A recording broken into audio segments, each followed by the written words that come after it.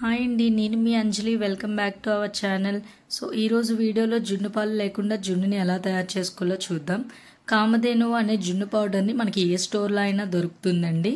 అలా ఒక packet 60 rupees పడుతుంది. ఒక బౌల్ తీసుకొని దాన్ని కట్ చేసి ఆ పౌడర్ మొత్తాన్ని అందులో వేసుకోండి. అలానే ఒక ప్యాకెట్కి 4 టేబుల్ స్పూన్ ఆఫ్ షుగర్ అయితే పడుతుంది.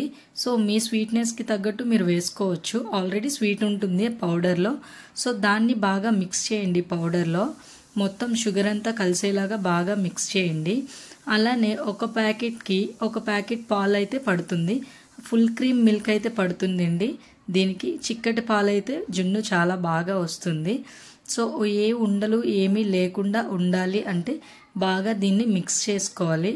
ఫుల్గా మిక్స్ చేసుకోండి. జున్ను పాలతో చేసినట్టుగా చాలా పర్ఫెక్ట్గా వస్తుందన్నమాట మనకి ఈ జున్ను అనేది. సో చూసారు కదా, ఇలా కలుపుకోవాలి మొత్తం అంతా కూడా. ఏ ఉండలు లేకుండా నీట్గా కలుపుకున్న తర్వాత ఇలాచీ పౌడర్ ఉన్నా మీరు వేసుకోవచ్చు. నేను డైరెక్ట్ ఇలాచీని దంచి వేసుకున్నా. అలానే మిరియాలని కూడా దంచేసి వేసుకోండి. మొత్తం దాన్ని మిక్స్ చేయండి. అంటే ఈ ఫ్లేవర్స్ అంతా ఆ మొత్తం అంతా పడుతుందన్నమాట. ఒక స్టవ్లో నేనైతే ఇడ్లీ పాత్ర పెట్టుకున్నా, మీకు ఓవెన్ ఉన్నా కూడా పర్వాలేదు.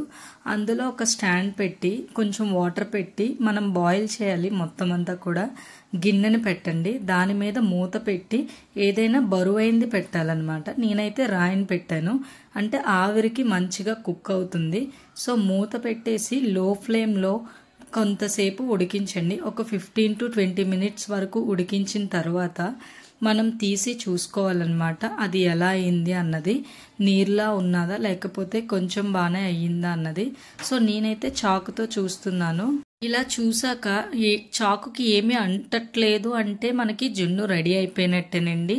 సో ప్రిపేర్ అయిపోయింది జున్ను మొత్తాన్ని. దీన్ని కొంతసేపు మనం పక్కన పెట్టాలి. ఒక 3 to 4 అవర్స్ అయినా పెట్టాలి, లేదా మీరు 2 అవర్స్ పెట్టినా కూడా పర్వాలేదు. బాగా చల్లారిన తరువాత దీన్ని తీసుకోవాలన్నమాట. అలానే ఒక ప్లేట్ తీసుకొని దాని మీద ఆ గిన్నెని పెట్టండి. అలానే ఇందాక తీసుకున్న నైఫ్తోనే మనం చుట్టూ అంతా కూడా నేను చెప్పిన విధంగా తీసుకోవాలి. అప్పుడు మనకి జున్ను అనేది పర్ఫెక్ట్గా గిన్నె నుంచి మనకి సపరేట్ అవుతుంది. సో దీన్ని నేను చూపిస్తున్న విధంగా బోర్లించండి. సో చూసారు కదండి ఎలా వచ్చిందో. పర్ఫెక్ట్ జున్ను పాలతో చేస్తే ఎలా వస్తుందో అలా వచ్చింది. చాలా బాగుంది. స్మెల్ కూడా చాలా బాగా వస్తుంది, ఎందుకంటే ఇలాచీ వేసాం కదా మనం ఫ్లేవర్కి. మీ దగ్గర పౌడర్ ఉన్నా వేసుకోవచ్చు. చూసారా ఆ స్ట్రక్చర్ కూడా ఎంత బాగుందో. చాలా జ్యూసీగా ఉంటుంది, స్పాంజ్లా ఉంటుంది. చాలా బాగుంది. సో ఇలా